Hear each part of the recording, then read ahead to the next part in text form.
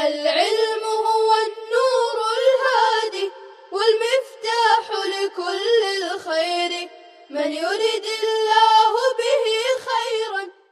بسم الله الرحمن الرحيم. الحمد لله رب العالمين. الحمد لله حمدا كثيرا طيبا مباركا فيه.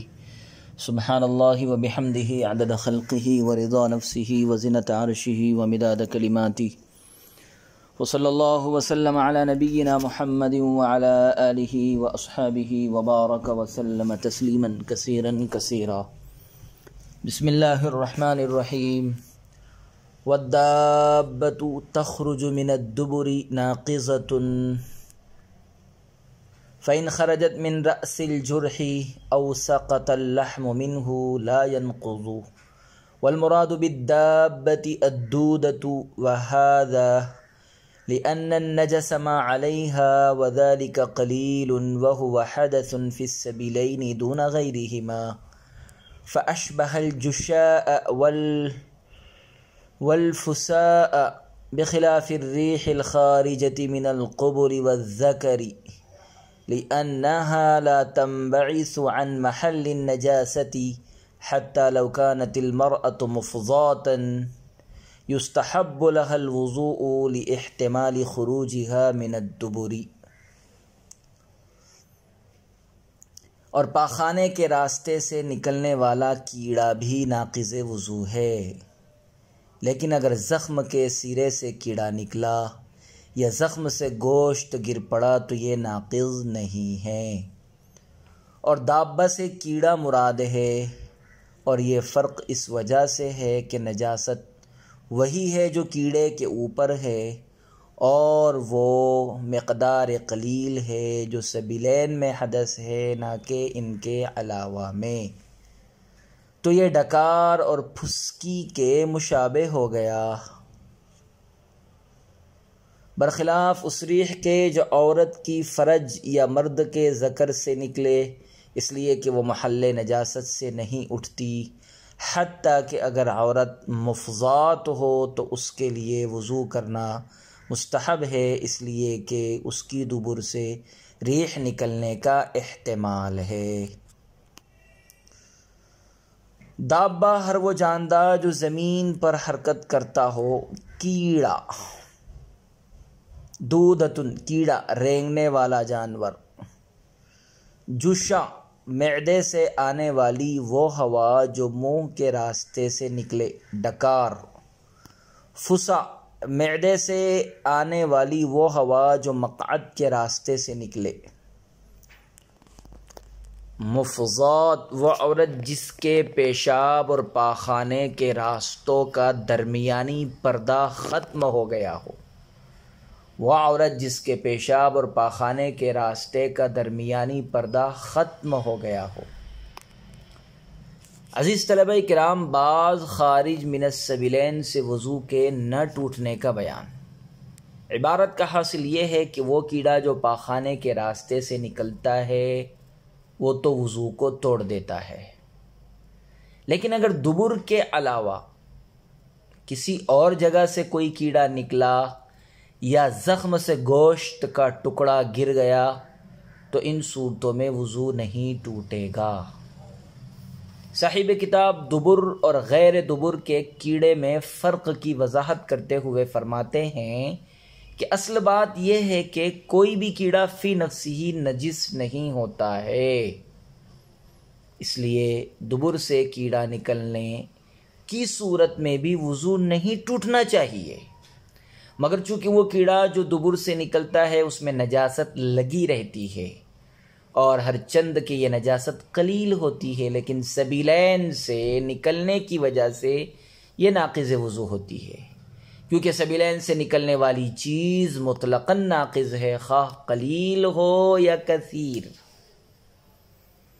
اس کے بالمقابل زخم سے نکلنے والے کیڑے پر بھی تھوڑی نجاست ہوتی ہے، مگر چونکہ وہ غیر سبیلین سے نکلتی ہے.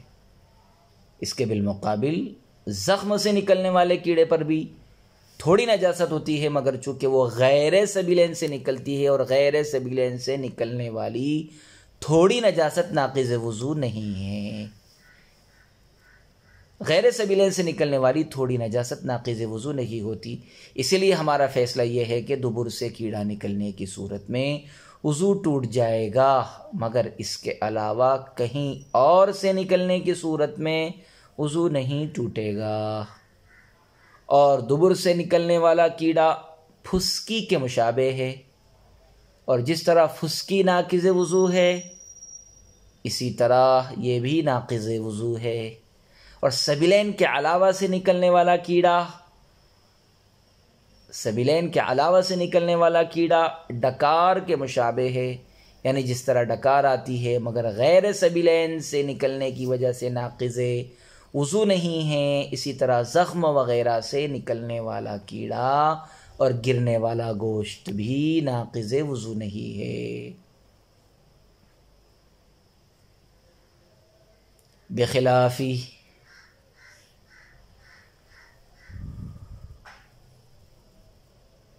بخلاف الريح الخارجة من القبل والذكر لأنها لا تنبعث عن محل النجاسة، فرماتے ہیں کہ اگر کسی عورت کی فرج اور مرد کے ذکر سے ہوا نکلے، کسی عورت کی فرج اور مرد کے ذکر سے ہوا نکلے تو دبر سے نکلنے والی ہوا کی طرح وہ ناقض وضو نہیں ہوں گی۔ کسی عورت کی فرج اور مرد کے ذکر سے ہوا نکلے تو دبر سے نکلنے والی ہوا کی طرح وہ ناقض وضو نہیں ہوگی، اس لیے کہ دبر سے نکلنے والی ہوا نجس ہونے یا محل نجاست سے اٹھنے کی وجہ سے ناقض رہتی ہے۔ اس کے برخلاف فرج یا ذکر سے نکلنے والی ہوا محل نجاست سے نہیں اٹھتی، فرج یا ذکر سے نکلنے والی ہوا محل نجاست سے نہیں اٹھتی، اسی لیے وہ ناقض بھی نہیں ہوگی۔ یہی وجہ ہے کہ اگر کوئی عورت مفضات ہو جس کے قبل اور دبر دونوں مل گئے ہو، اس کے پیشاب اور پاخانے کے راستے کا درمیانی پردہ ختم ہو گیا ہو اور اس نے ہوا خارج کی تو اس کے لیے وضو کرنا ضروری نہیں ہے، کیونکہ جب اس کا اگلا اور پچھلا حصہ ایک ہو چکا ہے تو اب قطعی طور پر اس کے بے وضو ہونے کا فیصلہ نہیں کریں گے، لیکن پھر بھی یہ احتمال ہے کہ ہو سکتا ہے وہ ریح اس کے دبر سے نکلی ہو، اس لیے احتیاطاً اس کے لیے وضو کرنا مستحب ہے۔ فَإِن قُشِرَتْ نَفْطَةٌ فَسَالَ مِنْهَا مَاءٌ أَوْ صَدِيدٌ أَوْ غَيْرُهُ إن سال عن رأس الجرح نقض وإن لم يسل لا ينقض، وقال زفر رحمه الله تعالى ينقض في الوجهين، وقال الشافعي رحمه الله تعالى لا ينقض في الوجهين، وهي مسألة الخارج من غير السبيلين، وهذه الجملة نجسة لأن الدم ينضج فيصير قيحا ثم يزداد نضجا فيصير سديدا ثم يصير ماء، هذا إذا قشرها فخرج بنفسه، وأما إذا عصرها فخرج بعصره فلا ينقض لأنه مخرج وليس بخارج، والله أعلم۔ پھر اگر چھلکا نکالا گیا اور اس سے پانی یا پیپ وغیرہ بہی، اب اگر ان میں سے کوئی چیز زخم کے سرے سے بہی ہے تو وضو ٹوٹ جائے گا، اور اگر زخم کے سرے سے نہیں بہی ہے تو وضو نہیں ٹوٹے گا۔ حضرت امام ظفر رحمہ اللہ تعالی فرماتے ہیں کہ دونوں صورتوں میں وضو ٹوٹ جائے گا۔ امام شافعی رحمۃ اللہ علیہ فرماتے ہیں کہ دونوں صورتوں میں وضو نہیں ٹوٹے گا، اور یہ خارج من غیر السبیلین کا مسئلہ ہے، اور یہ تمام چیزیں پانی پیپ وغیرہ ناپاک ہے، اس لیے کہ خون پکتا ہے، پھر کچا لہو بن جاتا ہے، پھر مزید پکتا ہے تو پیپ بن جاتا ہے اور اخیر میں پانی ہو جاتا ہے۔ اور یہ حکم اس صورت میں ہے جب کوئی شخص چھلکا نکالے اور خود بخود پانی پیپ خون وغیرہ نکلے، لیکن اگر کوئی شخص زخم کو نچوڑے دبائے اور اس کو نچوڑنے کی وجہ سے خون پیپ پانی نکلے تو وضو نہیں ٹوٹے گا، اس لیے کہ یہ مخرج ہے، نکالا گیا ہے، خارج نہیں ہے، از خود نہیں نکلا ہے۔ واللہ اعلم۔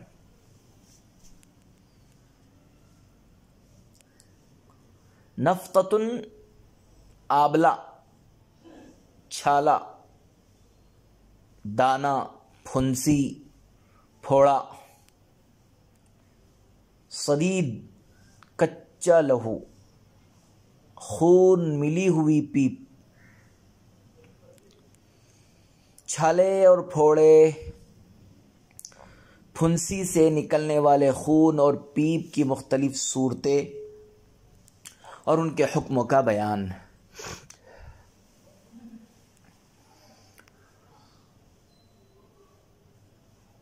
صاحب ہدایہ نے خود ہی یہ بتلا دیا ہے کہ عبارت میں بیان کردہ مسئلہ خارج من غیر السبیلین والی شکلوں اور صورتوں سے ہم آہنگ ہے، اور اس کو اس لیے یہاں بیان کیا جا رہا ہے تاکہ خود سے نکلنے والے خون پیپ اور دبا کر اور نچوڑ کر نکالے ہوئے خون پیپ وغیرہ کا فرق معلوم ہو جائے۔ بہرحال مسئلہ یہ ہے کہ اگر کسی شخص نے زخم، چھالے، پھوڑا، پھنسی وغیرہ سے اوپر کا چھلکا نکالا، الگ کیا، اور اس میں سے پتلا پانی یا پیپ وغیرہ بہا، تو ہمارے یہاں چونکہ خارج من غیر السبیلین میں سیلان شرط ہے، اس لیے سب سے پہلے یہ دیکھا جائے گا کہ نکلنے والی چیز میں سیلان ہے یا نہیں، وہ بہا یا نہیں بہا۔ اگر خارج شدہ چیز میں سیلان ہے، وہ بہی ہے اور وہ از خود بہہ جاتی ہے، تب تو یہ ناقض وضو ہوگی، ورنہ نہیں۔ امام ظفر رحمۃ اللہ علیہ کے یہاں چونکہ سیلان شرط نہیں ہے، ان کے یہاں خارج من غیر السبیلین مطلقاً ناقض وضو ہے، جیسا کہ خارج من السبیلین مطلقاً ناقض وضو ہے۔ خارج من غیر السبیلین ان کے یہاں مطلقاً ناقض وضو ہے، اس لیے دونوں صورتوں میں وضو ٹوٹ جائے گا، خواہ نکلنے والی چیز بہے یا نہ بہے۔ امام شافعی رحمۃ اللہ علیہ کے یہاں خارج من غیر السبیلین میں مطلقاً ناقض نہیں ہے۔ خارج من غیر السبیلین امام شافعی رحمۃ اللہ علیہ کے یہاں مطلقاً غیر ناقض ہے، ناقض وضو نہیں ہے، اس لیے وہ فرماتے ہیں کہ دونوں صورتوں میں وضو نہیں ٹوٹے گا، خواہ پیپ نکل کر کے بہے یا پیپ نکل کر کے نہ بہے، دونوں صورتوں میں امام شافعی رحمۃ اللہ علیہ کے یہاں اگر یہ نکل کر کے بہے تب بھی اور نکل کر کے نہ بہے تب بھی، دونوں صورتوں میں خارج من غیر السبیلین نکلنے والا خون پیپ ناقض وضو نہیں ہوگا، امام شافعی رحمۃ اللہ علیہ کے نزدیک۔ وَهَذِهِ الْجُمْلَةُ نَجِسَةٌ، صاحب ہدایہ فرماتے ہیں کہ زخم سے نکلنے والی پانی، خون اور پیپ تمام چیزیں ناپاک ہوتی ہیں، کیونکہ جب خراب خون اندر ہی اندر پکتا ہے تو وہ کچا بدبودار لہو بن جاتا ہے، پھر جب مزید پکتا ہے تو پیپ، اور اس کے بعد اخیر میں باریک پانی کی شکل اختیار کر لیتا ہے۔ اسی وجہ سے ان کی ناپاکی میں کوئی شک اور شبہ نہیں ہوتا، اور ناپاک چیز میں اگر سیلان پایا جائے تو ہمارے یہاں ناقض وضو ہوتی ہے، اس لیے ان تمام صورتوں میں ہمارے یہاں سیلان شرط ہے۔ هذا اذا قشرها فخرج بنفسه واما اذا عصرها فخرج بعصره فلا ينقض لانه مخرج وليس بخارج۔ اس عبارت کا حاصل یہ ہے کہ گزشتہ بالا صورتوں میں نقض وضو کا حکم اسی صورت میں درست ہے جب یہ چیزیں یعنی خون، پیپ، پانی چھلکا ہٹانے کے بعد از خود نکلے، خود بخود نکل جاتی ہے، لیکن اگر یہ از خود نہ نکلے اور نچوڑنے کے بعد، دبانے کے بعد اور نچوڑنے کی وجہ سے نکلے خون، پیپ، پانی، خود نہ نکلے، نچوڑنے کے بعد نکل رہی ہے، دبانے کے بعد میں نکل رہی ہے، تو اس صورت میں پھر ان کا خروج ناقض وضو نہیں ہوگا، اور یہ ناقض وضو نہیں ہوگی، کیونکہ اس صورت میں یہ خارج نہیں ہے بلکہ مخرج ہے، یہ نکلی نہیں ہے، انہیں نکالا گیا ہے، اور ہمارا کلام خارج سے متعلق ہے، خود بخود نکلنے والی نجاست سے متعلق ہے، نہ کہ مخرج نکالے جانے والی نجاست سے۔ اور اسی فرق کو بتلانے کے لیے صاحب ہدایہ نے اسے یہاں بیان کیا ہے۔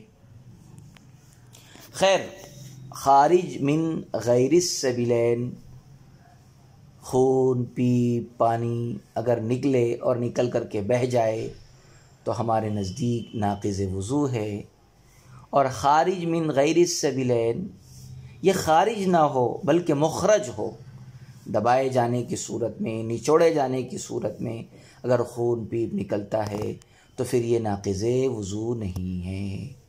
فصل فی الغسل، یہ فصل غسل کے احکام کے بیان میں ہے۔ صاحب ہدایہ نے غسل کے بیان کو وضو کے بیان سے مؤخر کیا ہے، اور اس تاخیر کی 4 وجوہات ہیں۔ نمبر 1، غسل کی بنسبت وضو کی حاجت زیادہ ہے۔ نمبر 2، وضو کا محل بدن کا جز ہے اور غسل کا محل بدن کا کل ہے، اور جز کل پر مقدم ہوتا ہے۔ نمبر 3، قرآن کریم میں بھی پہلے وضو پھر غسل کے احکام کا بیان ہے، اس لیے کتاب اللہ کی اقتدا میں ایسا کیا گیا۔ نمبر 4، وضو میں حدث اصغر سے طہارت حاصل کی جاتی ہے اور غسل میں حدث اکبر سے، اور اکبر کے بالمقابل اصغر کو اولویت اور تقدمیت حاصل ہے۔ خیر، غسل کے بیان کو وضو کے بیان سے مؤخر کرنے کی 4 وجوہات بیان کی گئی ہے۔ غسل کی بنسبت وضو کی حاجت زیادہ ہے، نمبر 1۔ نمبر 2، وضو کا محل بدن کا جز اور غسل کا محل بدن کا کل، اور جز کل پر مقدم ہوتا ہے۔ نمبر 3، قرآن کریم میں بھی پہلے وضو پھر غسل کے احکام بیان کیے، اس لیے کتاب اللہ کی اقتدا میں ایسا کیا گیا۔ نمبر 4، وضو میں حدث اصغر سے طہارت حاصل کی جاتی ہے اور غسل میں حدث اکبر سے، اور اکبر کے بالمقابل اصغر کو اولویت حاصل ہے۔ غسل کے معنی ہیں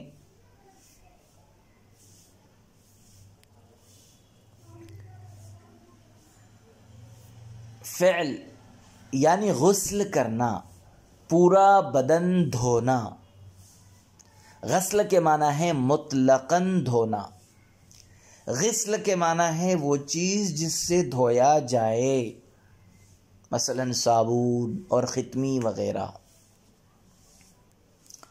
وفرض الغسل المضمضة والاستنشاق وغسل سائر البدن، وعند الشافعی رحمہ اللہ تعالی ہما سنتان فی الوضوء ہما سنتان فی الغسل، لقوله علیہ السلام 10 من الفطرة أي من السنة، وذكر منها المضمضة والاستنشاق، ولهذا كانا سنتين في الوضوء۔ ولنا قوله عليه السلام إن كنتم جنبا فاطهروا، أمر بالاطهار وهو تطهير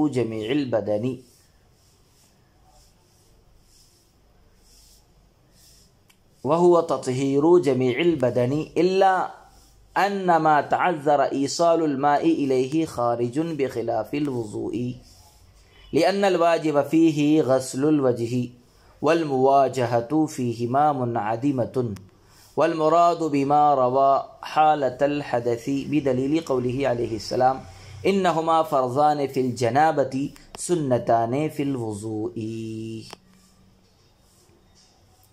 اور غسل کا فرض کلی کرنا ہے، ناک میں پانی ڈالنا ہے اور تمام بدن کو دھونا ہے، اور امام شافعی کے یہاں مضمضہ اور استنشاق غسل میں سنت ہے، اس لیے کہ آپ صلی اللہ علیہ وسلم کا ارشاد گرامی ہے 10 چیزیں فطرت یعنی سنت میں سے ہے، اور ان میں سے آپ نے مزمزہ اور استنشاق کو بھی بیان فرمایا۔